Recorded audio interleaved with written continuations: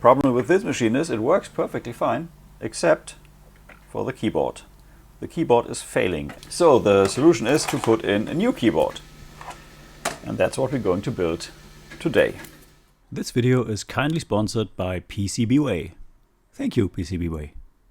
This is my Atari 800, one of two I have, and you will see a video about these machines shortly. Problem with this machine is it works perfectly fine, except for the keyboard. The keyboard is failing, and this type of keyboard is the one that is failing the most. Let me take off one of those keys. And these are keys like on a C64.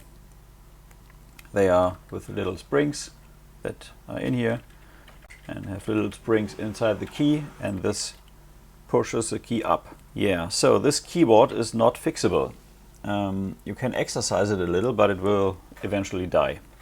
So let me take this keyboard out, show you how it looks like. These keys are on the side and they are working okay. I did lubricate the plastic stuff a little so that they have free travel. This is just a light. So let's take out the keyboard and let me show you why this is a problem that you can't fix.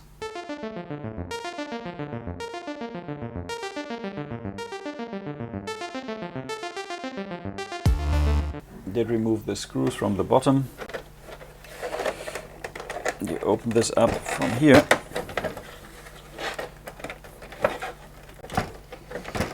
From the back, slide to the front. And to get to the keyboard you have to take out the whole Atari here.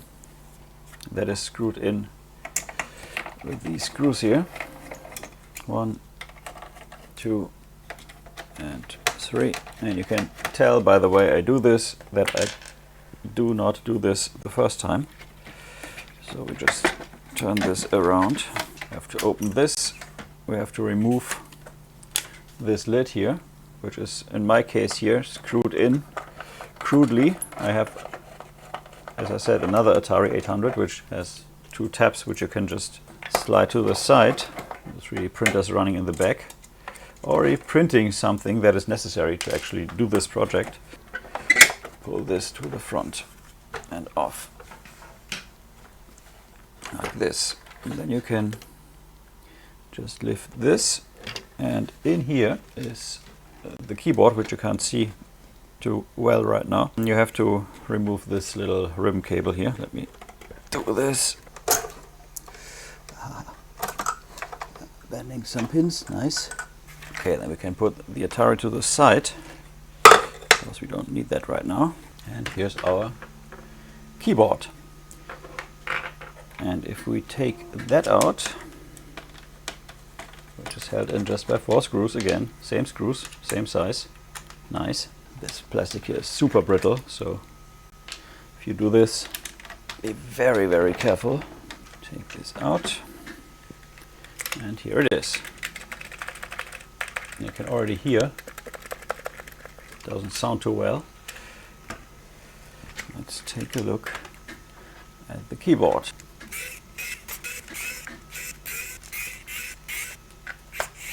So I just recently bought this machine on eBay as working, and the seller claims to have tested the keyboard and that it worked when he sent it, which is absolute bullshit because this keyboard hasn't worked in years. I'm 120% sure of that. And it was a classic scam. Thankfully I didn't pay too much for the Atari.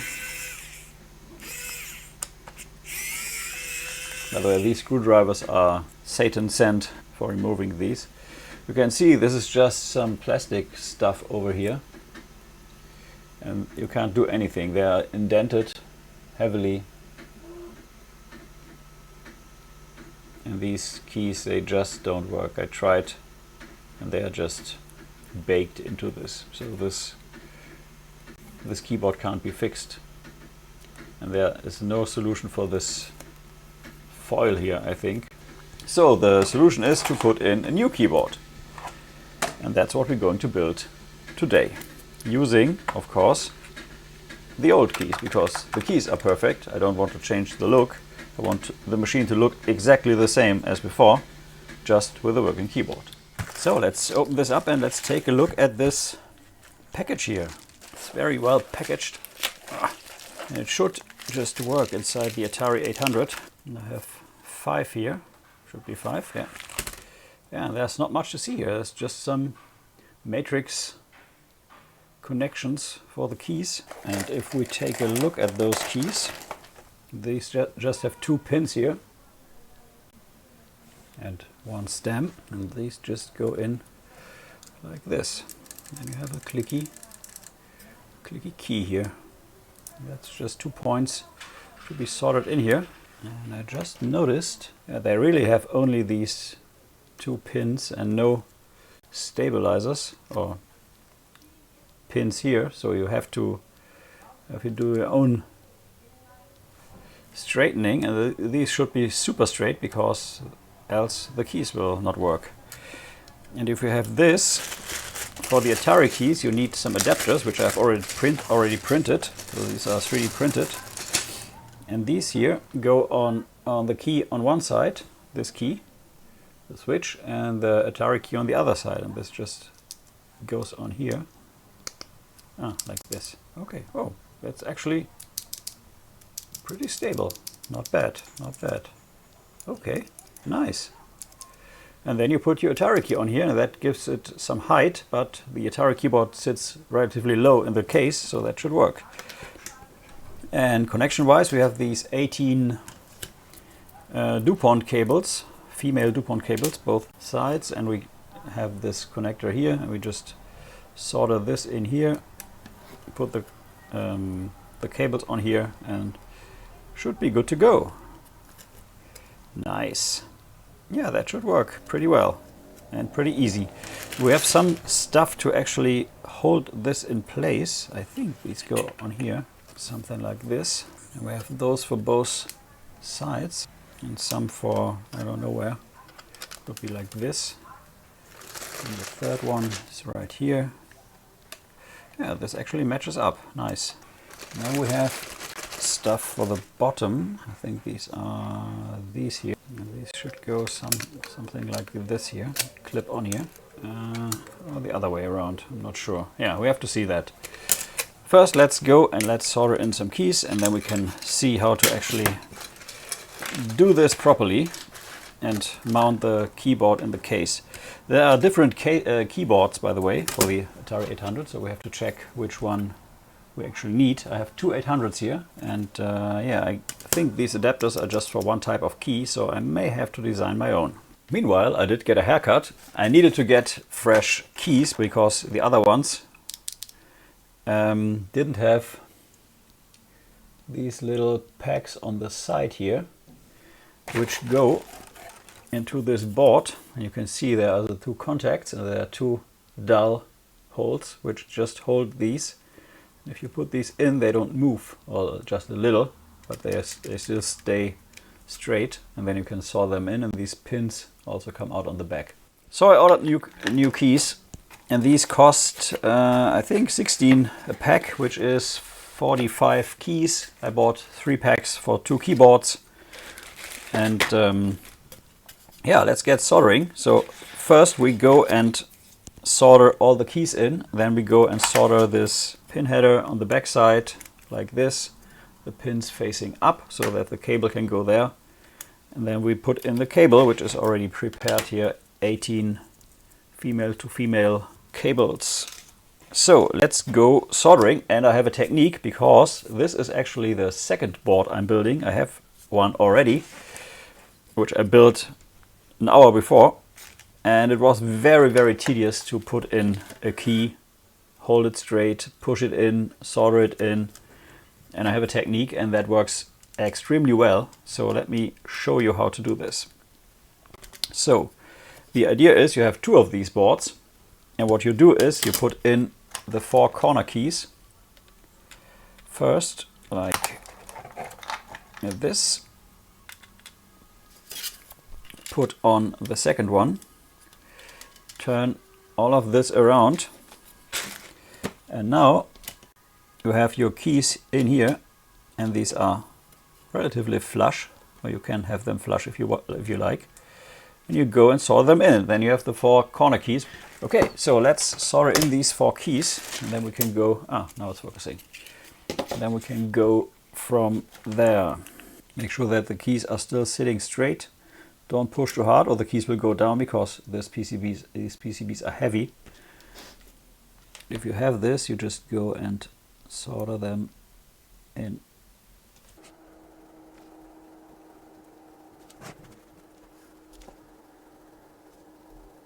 On the first board I went in and put in key after key, which was very tedious, until I developed this method here, which is much better. You can also use cardboard if you have just one of these PCBs, of course.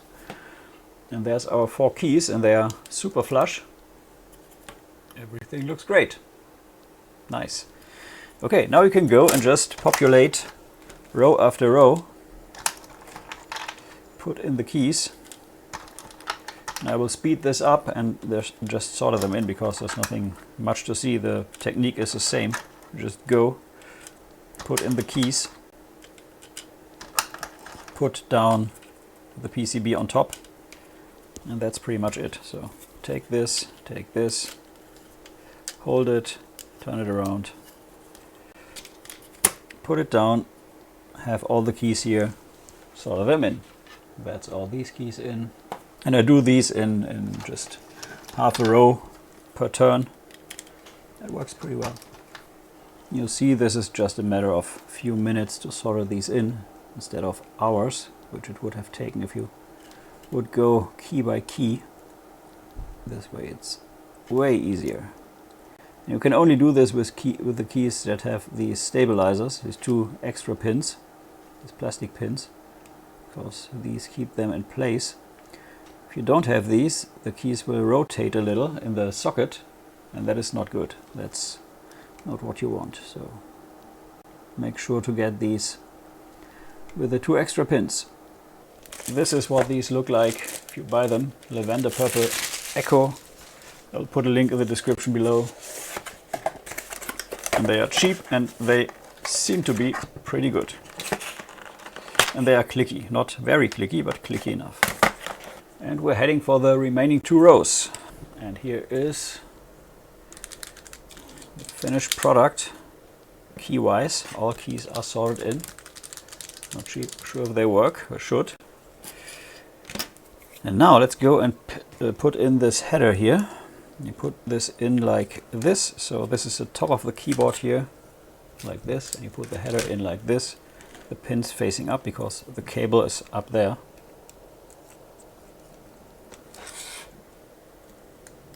Like this.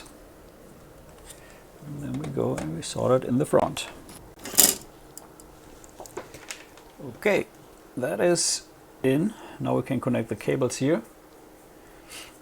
And then we have a working keyboard, which still needs the keycaps and the adapters. And the thing is, I need 2 of these adapters. And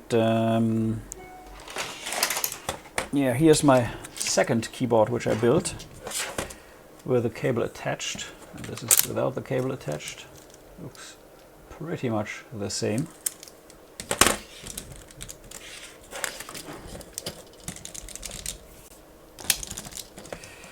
So now we can populate one of these with my 3D printed adapters, which I have. So I already did show the small adapters. You just take these, and let's maybe use this keyboard right here. And now we have to put these in. And for that we just go and we push, in theory at least, these adapters in. But they... oh no. They just don't fit. They did fit into the other keys, and I assumed they would fit here, but they don't. I will be damned. No way. That's not possible. Just won't fit. How can this be? I thought these are standardized.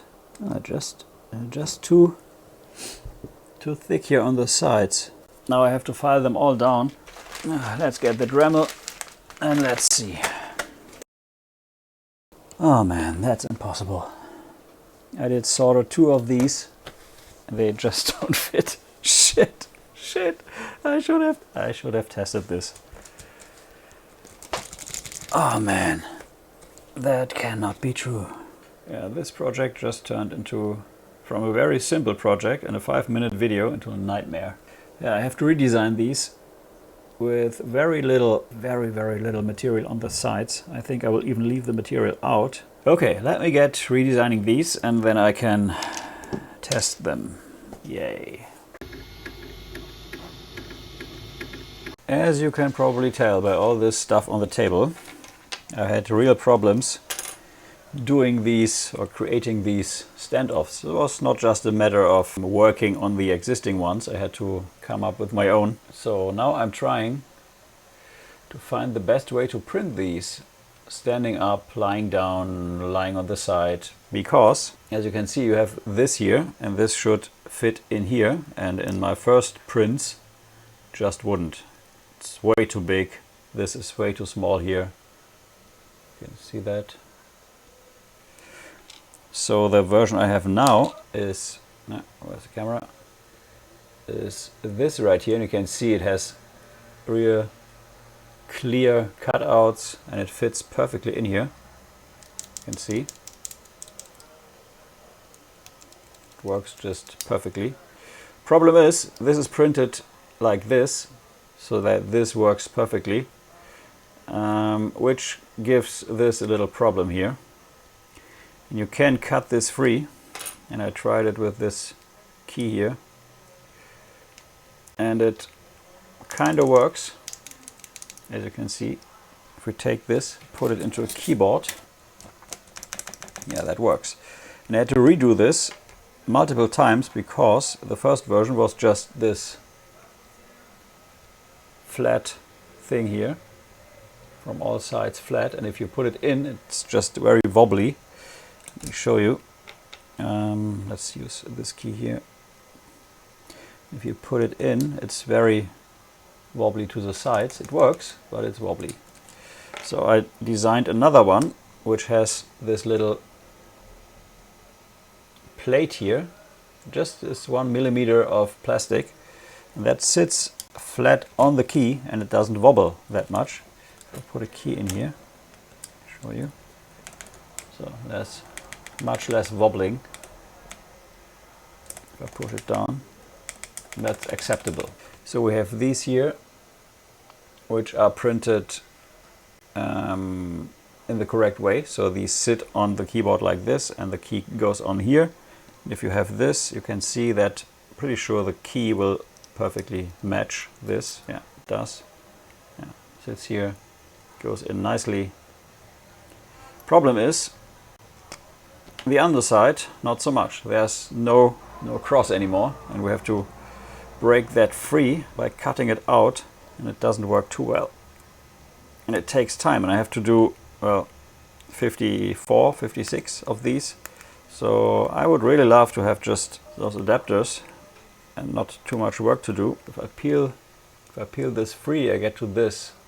There's still no cross to see on either side. Let's take this here. Let's try to pull this out. So this is how it looks if I go in with the pliers over these cutters, and I knead it like this. So that doesn't work. Then we have the other way around, which is this right here, which looks very good, and it will surely fit into the key on the keyboard. Yeah, fits perfectly like a glove. But we have again this stuff on top here, which we have to cut free because we need this cross section. But maybe this works better now, and we can just pull it off. Let's see. So I did reduce the size of this cross here a little, just 1 millimeter, to actually fit better when cut, and that seems to have done the trick. Okay, I can work with this. So the printing process now is printing upside down. So this goes here and this goes here, and here are some sideways prints. Let's check these out. Maybe these are even better. Oh, I can already see. These don't look too well. There's stuff on the side and there's stuff on this side, so I would have to, yeah, no, that doesn't look good. And we have the one that's lying flat on the side, which is also not great. There's all this stuff on here, so that wouldn't work. So, upside down printing it is. Next question is this actually high enough to sit out of the case? Because I didn't test that, of course. Before I print 56 or 54 of these, I think it's 56. Maybe I should check that.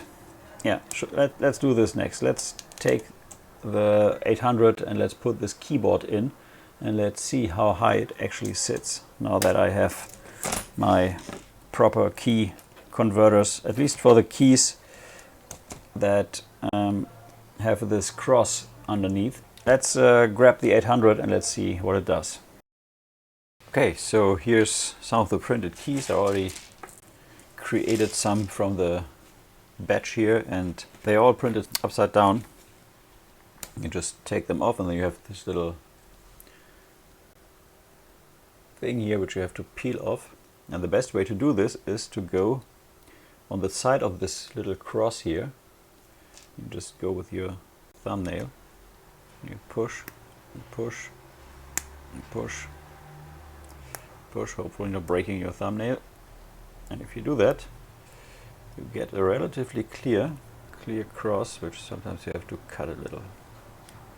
Problem is, when I designed these, I always took these off the plate, which was hot. And when they shrink a little, when they cool off, now they sit in here, but they are very loose. So I think I will hot glue these in.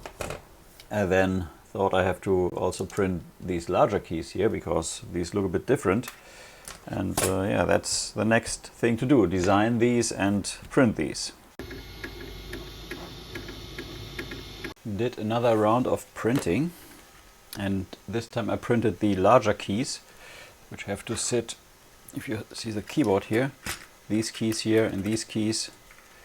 And yeah, they are pretty hard to print because if you look at them from the side, they just stand on one foot and then the rest goes over here. And my trick was to put in these little things which you just cut off, and these are actually the best, so I will use these. So let's see, that should work for the shift key now. On the Atari keyboard the key has two switches, it seems like. At least there are two inside. And there's a stabilizer for the spacebar, which I don't quite know how to adapt that. And we have these keys here, the shift key. Oh, I think we actually don't need a stabilizer for the shift key, because if I take a look at the keyboard, oh no, just noticed that on this keyboard here there's just one key in the middle. So my stabilizer or my adapter here won't work. And on this key that seems to be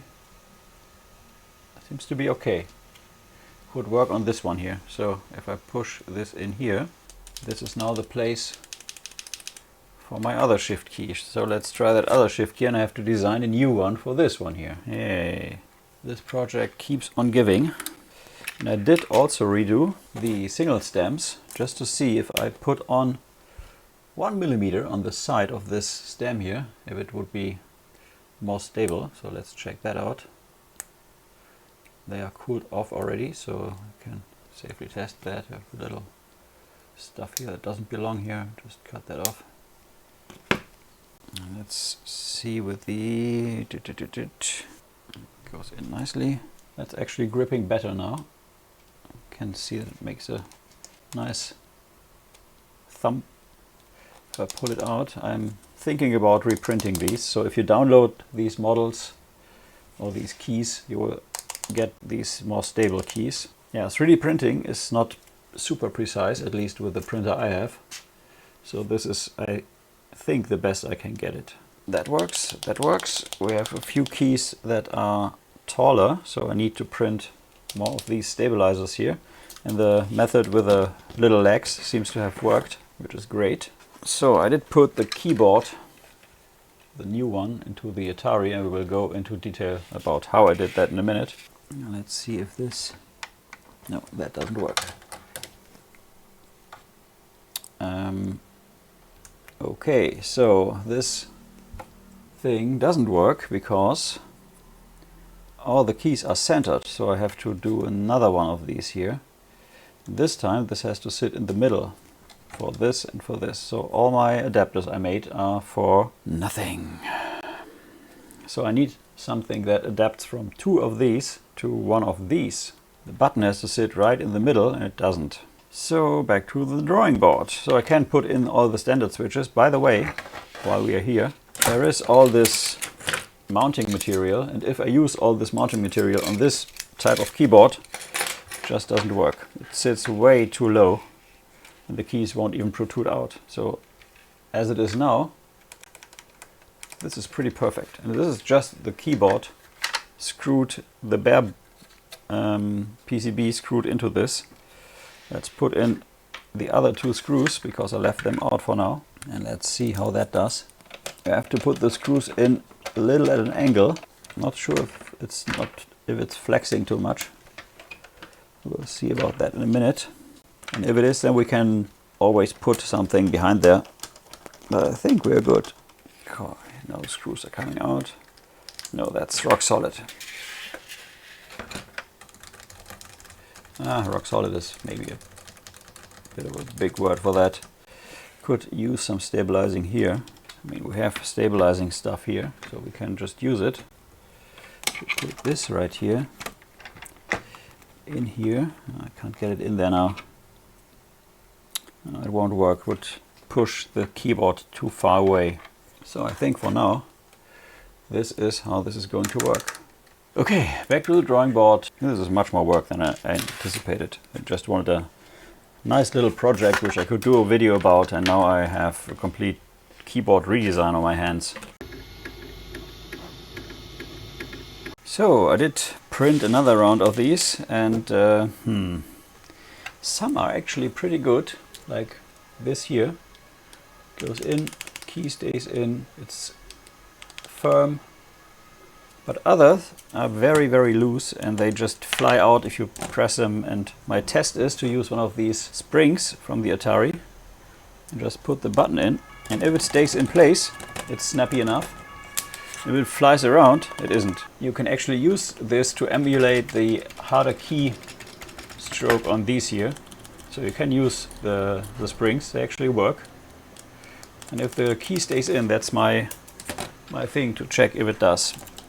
Also printed one of these, and this is my little man's solution to the flexing keyboard. And you just put this on the back here, and then it gives you a bit more stability because it lies on the RF shield of the Atari, and it's just the right height so that it doesn't flex anymore, which is great. Then I did print two of these multi-stem, let's call them multi-stems, for the shift and control keys. So I'm doing another batch of key adapters, hopefully the last one now, and I'm just printing a sample for now to see if my new design works better, which is the old design plus 1/10 of a millimeter on each side more, just to give it a bit more stability. I have no idea if it works, let's see. So this is my, supposedly, my shift key adapter, and as I said I printed two. Oh, that already broke, great. So that is not stable enough, it seems. Does it at least fit into the key? Let's see. No, it does. Okay, so this is the perfect size on top, but it's way too loose on the bottom. So I will use this here. This one right here is a bit narrower. As you can see, these stamps are closer together.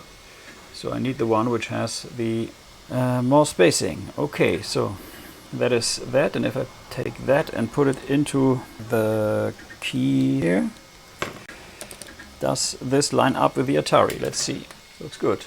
It's wobbly, I know, but I will fix that the next iteration, but the position is correct.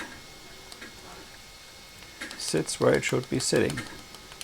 Nice. Okay, so that is settled. So I have this shift key, the return key, the tab key and the control key covered because they're all the same size and style. I have this shift key to go here, which has a bit more space between these and even more than on my second design here. So I will have to take care of that, and the spacebar, of course. So to fix my spacer here, I will just go in, and you can see this fits right between these solder points here, and I will just use some double-sided tape, this special sticky tape on each side, not much. And then this is the top side, but it doesn't really matter, it's just that it's wider here than here. So it says top. You put that on your keyboard, and then this should sit super flat inside the case. You will just put it where this bar is and try to center it to the middle row here with the O, and that should be it. Like this. It sits there nicely. Now let's see if it helps with the flex. And if we push now, yeah, there's no flex at all. That's great. Awesome. Yeah, that is, there's a bit flex down here. Maybe could do a second one for down there.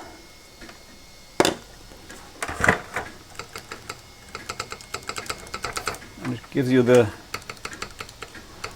typewriter sound because this plastic bar is pushing down on the metal. And if you don't like that, you just take maybe a second one of these, a very little strip of this, and put it where top is. Doesn't even have to be straight. And maybe this is a good time to actually try and test the keyboard, because I didn't do that yet.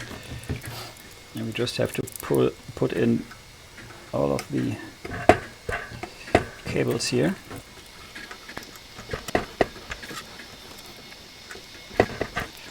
Make sure that you put them in the right order, because else they surely won't work. To make this cable a bit more flexible, you can just divide it a little like this.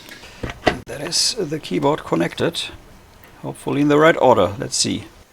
Let's bend this. Yeah, there's no sound now. Okay, so I think I will just go and screw this back in. So I now have completely working Atari. It just doesn't look too nice with these keys here. Now let's go and see that we get these other keys fitted on here.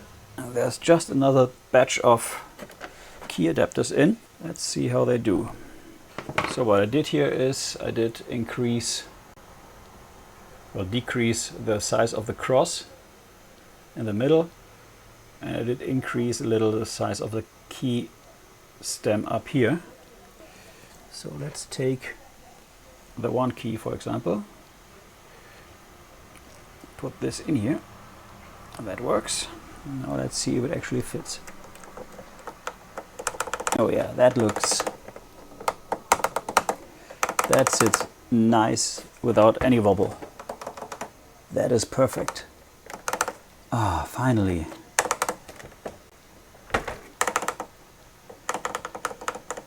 That is just how you would like it to have.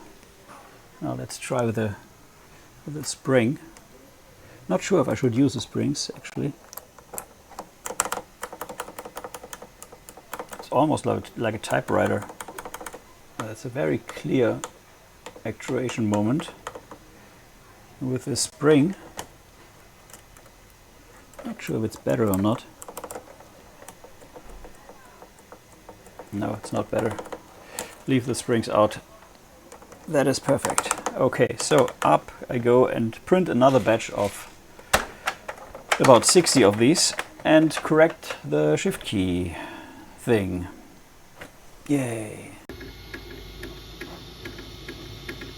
So this project turned from let's just build a keyboard because it's ready and you can just print it on PCB and put on some 3D printed parts to nightmare. Here's why.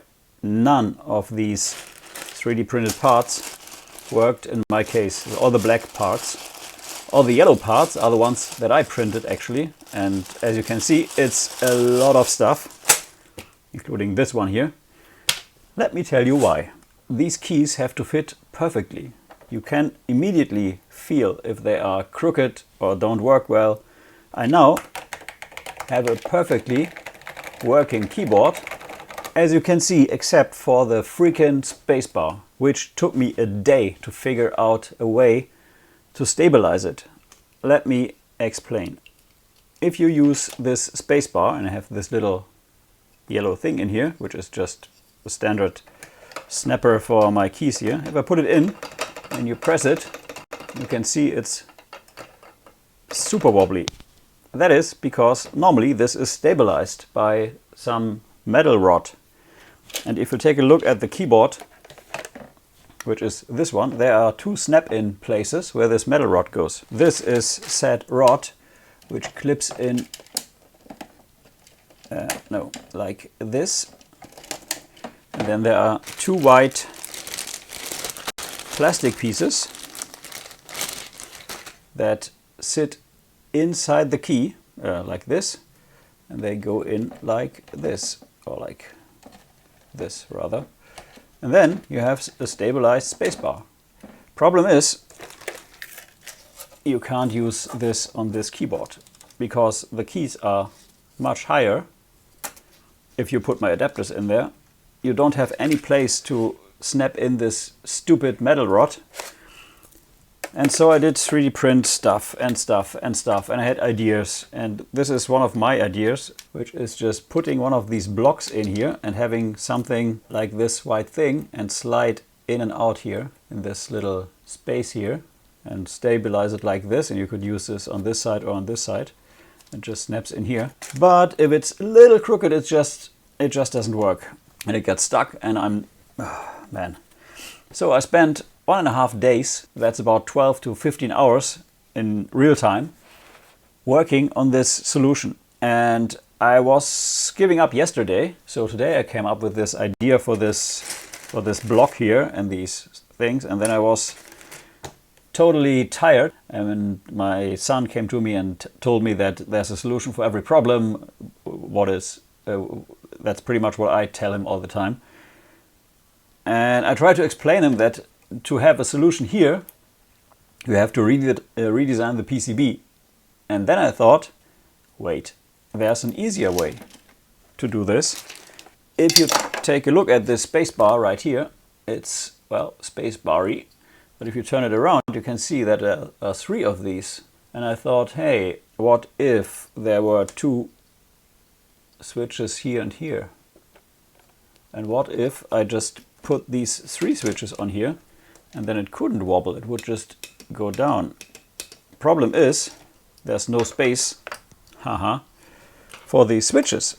But what if I would just take one of these switches and clip off all the wires and holders and stuff like that, and I would just put in one of my adapters, plug that into the keyboard, or the key rather, on both sides, and what would happen?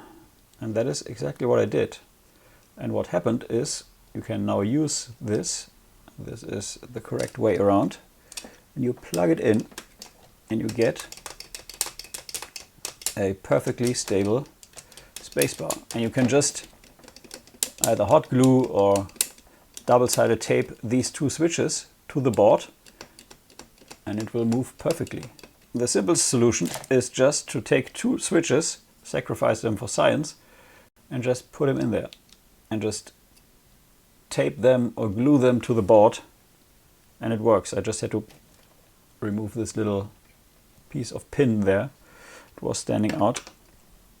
I do have to take the keyboard out again, because this is just my second keyboard for testing, and I have to take this out to make this work. But then that should all be fine.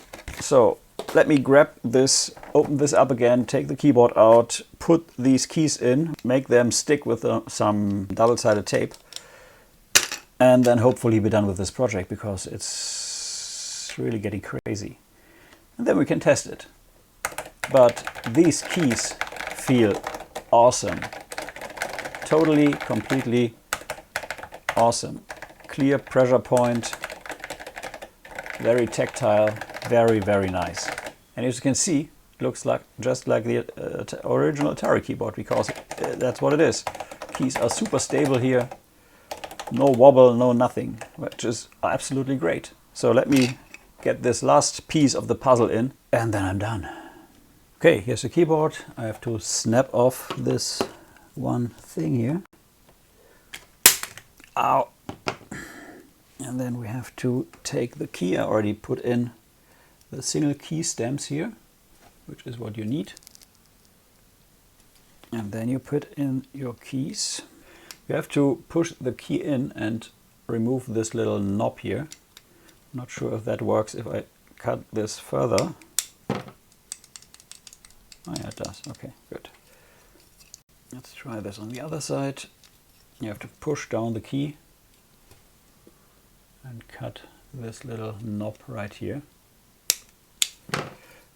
And then you go and you put it on. But first let's put on some double-sided tape to see if this actually works. So I will just take a little bit of this stuff here, which is double-sided tape. Some little squares. Okay, everything is prepared. Now I have to hit the key first time pretty much. And I didn't.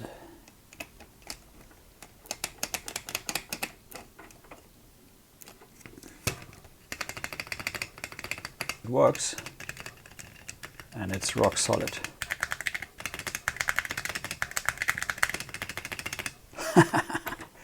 So this is what the keyboard looks like now. Yeah, this one key here could have been a bit more straight, I think.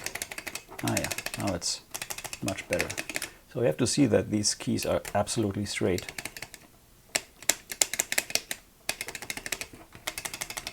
And then you have yourself stabilized keys. Okay, the Atari is back together. Let's go and let's see if it actually works. So here we are inside BASIC, and as you can see, everything has a space bar. It's a bit hard to push because you have to push 3 buttons now, but it's better than a floppy space bar, so I'm pretty happy with this. And it's actually getting some guidance from the case here. So that's just great.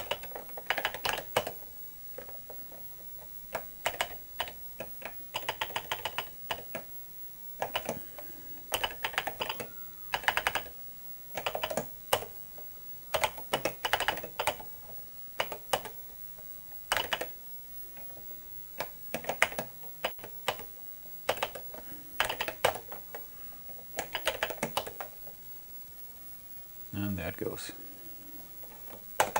Yeah, all in all, this is just a really great keyboard. So if you need a keyboard for your Atari, go and get one, or better, build one. You now have all the adapters for Mitsumi keyboard, and this is a Mitsumi keyboard. There's also the Stackpole keyboard, which has keys. If you look at these keys here, you can see these have these little crosses where you put my yellow adapters in. And the Stackpoles have a pole comes out of here. So this is the other Atari, just a quick intermission. These are the key stamps or holes for the Stackpole keys, and they look like this. They don't have a cross, they have this pole here, and you just pull this pole in here. And the adapters that I had, the black ones, they were for just this keyboard. This is missing the 5 key. Yeah, and by the way, 10th year anniversary of PCBWay. And another little tidbit, if you are planning to build your own C64 keyboard, this is a C64 key, might not look like one, but is one. And you can see it has the same cross, and these adapters also match. So if you want to have a clicky C64 keyboard, well, go ahead, you have the adapters now. The PCBs are from PCBWay. Thank you again, PCBWay. They are here since 2014. So yeah, nice. Looks a little bit like a Millennium Falcon from the underside. However, this is the end of this video, and there will be another Atari 800 video, at least one. And thanks for watching. Until next time, see ya. Cheerio and bye bye. Thanks again to PCBWay for sponsoring this video.